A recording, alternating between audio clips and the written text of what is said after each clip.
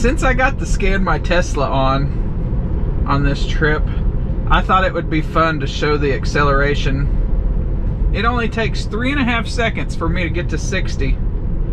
So it's gonna happen pretty quick. I'm going to come to a stop at the bottom of this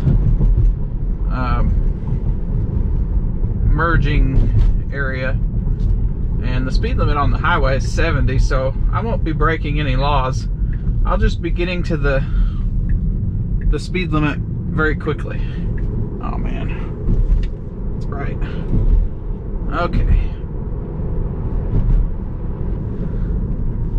Okay, nobody's around.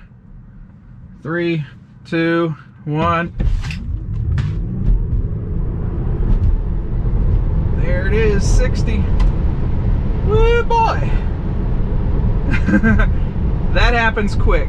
Now, it might have happened a lot quicker if my battery would have been full, but hey, that was it.